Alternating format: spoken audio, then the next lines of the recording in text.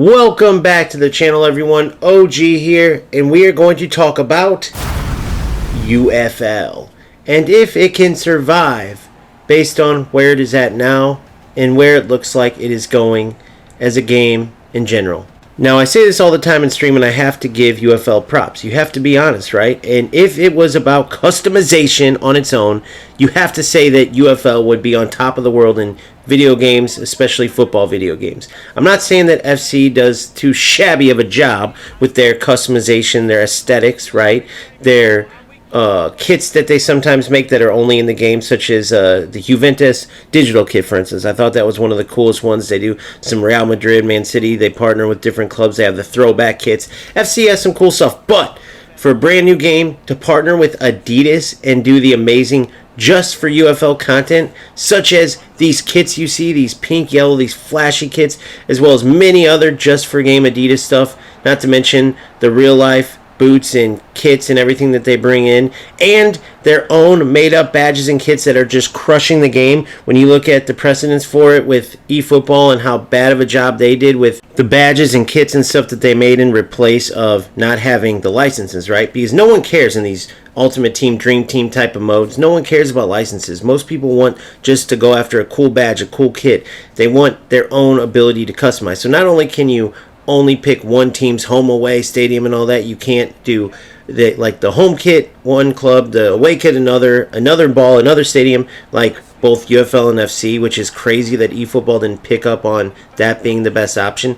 But it's not only that, but they also have these badges and kits that look literally like they come from the oldest program there is. Like, they're so outdated. It brings almost a nostalgic look to a point, me being an old head, literally, hence the name OG, so I can appreciate that part. But they aren't going for a nostalgic throwback type of look, right? It's not a time period game from the 70s. It just happens to look that way. So you have to give UFL credit there. But that's where it starts and ends for UFL beating out both eFootball and FC in anything, right? As far as in the menus, as far as on the pitch, they're just not doing a good job. Now, they've added a little tiny bit of depth, but not nearly enough. And when you get out onto the pitch, which is the most important part, if the game itself isn't fun, all of the other stuff doesn't matter, right? It starts from on the pitch and works out from there. So on the pitch, you have a ton of exploits, as we already know. But can you have fun in this game, right? And the answer is, if you take away any want for real football, if you take away any type of competitive drive, because in a game where exploits rule, where players can actually win the game with one shot only just because the goalies are so broken, because there are exploits that allow no skill players to succeed, right? Which is similar to eFootball right now, but different. It's similar because low-level, low-skill players can succeed in UFL just like eFootball. The difference, though, is that in eFootball it's designed that way that, you know, Konami wants their low-level, low-skill players to have enough assistance so they keep playing the game, so they keep spending money. UFL, these low-level, low-skill players, they're only able to compete because of things that shouldn't even be in the game, right? Because Strikers, as a development company, can't figure out how to remove certain exploits, certain glitches. I'm talking things where the defense literally glitches up and freezes, so the opponent has a free goal, essentially, right? I mean, there's several ways that players can score by just freezing up the defense, by just glitching out the keeper even, right? You shoot a finesse shot, for instance, from a certain angle. You do a lob through ball. You do that corner flick-on glitch. There's no way for defenders even to stop certain runs because they have a glitch sprint. Not just sprint with R2, but you press L1 and R2, and the sprinting turns to like this overpowered sprint that defenders can't stop. Then if you have a player that just cuts back and forth, the defenders aren't mobile enough to even keep up there. So you can literally have a player just hold on to the ball constantly and cut back and forth, as you've seen with one of the Mbappe goals earlier. And that's unfortunately how a lot of the goals are scored too, because the goalies once couldn't save a thing, and because they aren't able to properly fix the situation, the goalies are now broken where they save everything. So now you have that argument that, hey, you got to use glitches to score, which renders the game almost useless, almost pointless. Like I said, unless you take away any competitive drive you have to like want to compete in football and any want or need for actual football.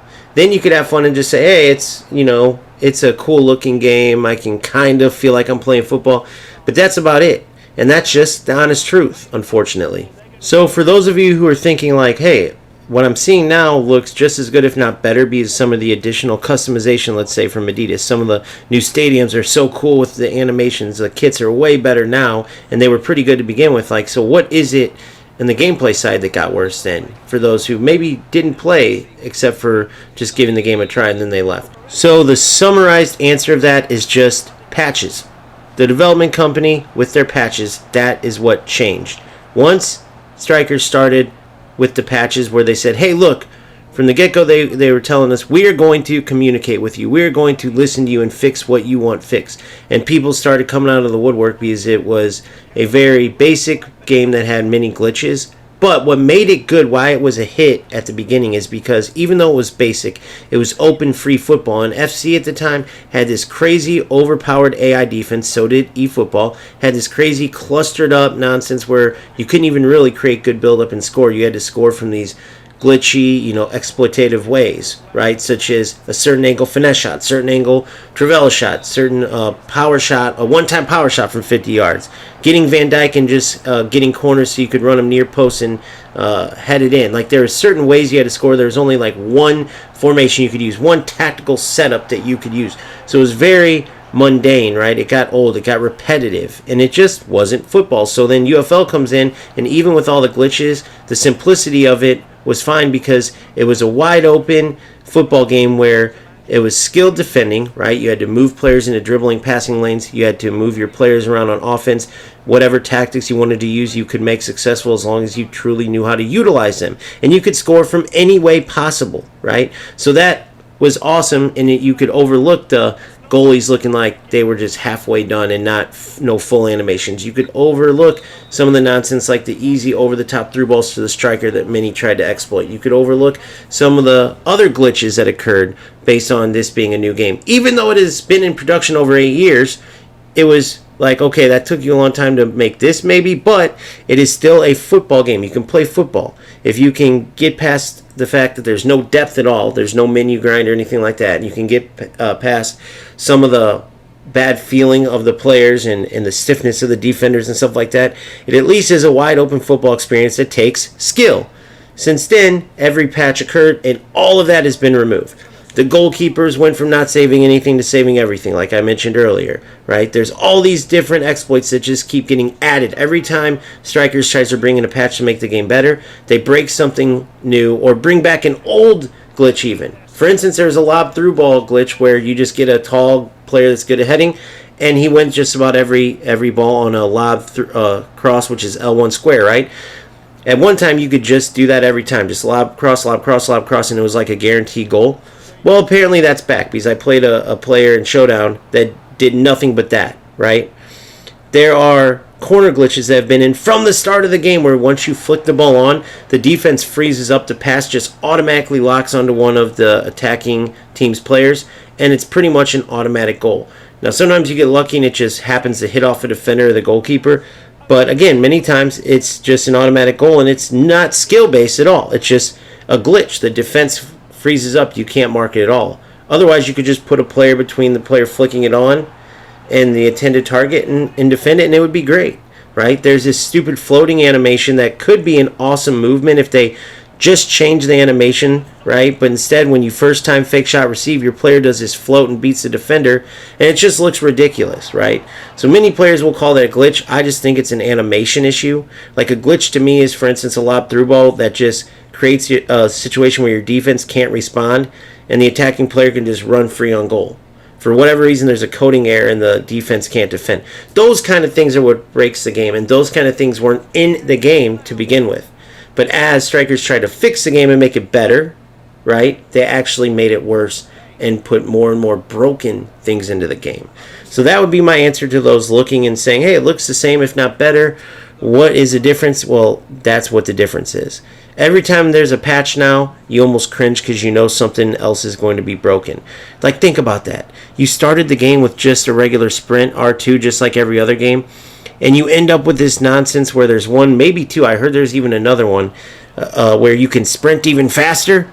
That's not supposed to be in the game. There's no second gear. There's not a player ever in history that has one sprint and then they put a rocket up there, you know what, and start sprinting faster. It's insane. And you can tell it's not supposed to be in the game because the defenders, even the fastest ones, can't keep up with it. You could take an extremely slow player, L1, R2 sprint, and that player will outrun everybody. It's nonsense. And it's things like that which make this game into a complete farce, right? Instead of an actual football simulator. So, can it be fun? Yes. But again, you can't expect any type of realism, and you can't expect to compete in a game and win with skill. Exploits are the king in this game, and that's just the way it is. So, we will see where it goes. I know there's still those people with the broken record approach of, we'll see the next patch. If it doesn't fix it, I'm gone. We'll see the next patch, and they just can't seem to leave. And I think a lot of that reason is because they don't like FC or they don't like eFootball. They don't like both of them, and so they love football games, though, and they just want to hold on to the fact that maybe this game can make it. Other than that, it's similar to eFootball, where this game is attracting very low-level, low-skill players because in this game, they don't just get whooped. They're able to use exploits or nonsense like in eFootball. They use smart assist or any type of assistance. They're able to compete without being good at football, right? So that attracts these low-skill, low-level players, which is another entirely different problem in itself. It's the old you need a good dance partner problem, where if you play just a nonsense player that's only going for exploits every game, that's what's going to be highlighted, and that's exactly what is highlighted for the most part. Now, in this game here, wasn't necessarily a rat, or if he tried to be, he wasn't very good at it, but it doesn't mean that I had fun playing the game. I mean, the winning goal so far was literally me just taking Mbappe and running around in the circles with him and then scoring. So players who don't know football too much might look at that and go, man, that was an awesome goal. Good dribbling, but players who know football understand how much nonsense that goal truly was. So, up until now, I've been honest about it, and I'm not going to stop being honest with it. I don't play this game that much. I only provide the assistance and still cover this game because many players that I respect and that have been in this channel from the start still play this game, or at least some of them are playing it a little bit. And as long as anybody's playing this game at all, I'm going to help them succeed the best way I can. For instance, my 4411/4222 custom tactics are out, and they allow you to dominate. It's what I'm using in this video. It's what I use to dominate every game I played in Showdown, which I showed on stream. You could go see for yourself. Because I want to help players if I can. And this still is a football game, no matter how bad it is. So yes, I don't play the game as much, but I play it enough to help those who do play it. And I will keep my fingers crossed that eventually it gets to the point where it's skill-based again and where I can make another run for #1 in the world. I got into the top 10 in the world, and that's literally where the game started crashing and quickly started burning up. So if it ever gets to the point where it's a skill-based game again, you'll see me playing. If you keep up with the channel, you see that I always check in and just see what's going on, if there's any changes. And I try to give the game every chance possible, but I'm not going to sacrifice my honesty, my integrity for lying about a game so I can get more clicks and views and do more videos. I'm not going to put out 7, 10, 12, I think there's like 13 new tactics videos on Dagger's channel in the past like couple weeks. Which one do you use, dude? They're all OP, they're all meta. Oh no, I'm just showing different ways to play. You're just trying to get clicks and views, which is why it's insane to me that people follow that snake oil salesman, and I feel bad for the people that do, but it is what it is.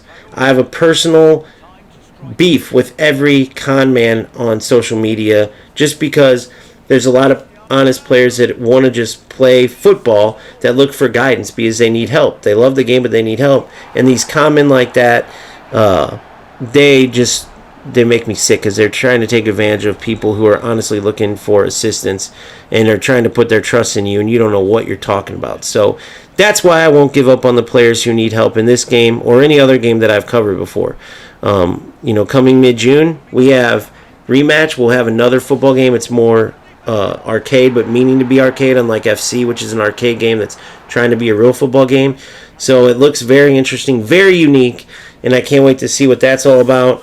And obviously we have eFootball. I'll always stay in tune with FC and see where that's going, but typically speaking, EA Sports does what EA Sports does, and the FC community does what they do, and it's not typically a good thing. So I try to stay limited on my coverage of FC, but it is a football game, so I'm not going to ignore it, right? I cover all things football gaming, and both UFL and FC are part of that. Rematch will soon be a part of that too. I think we have another game called Goals coming, and I believe FIFA will sign with somebody, whether it's 2K or somebody else. I believe we're going to have even another major football title. So if you're getting sick of UFL, but it's all you feel like you have, there's more options coming. And I personally, as you know, have been deep into eFootball, which has its problems, but it is the truest to football that you're going to get as far as video games go. So with that being said, keep grinding, keep having fun. Please like and subscribe if you haven't already, and I'll see you on the next one. Peace.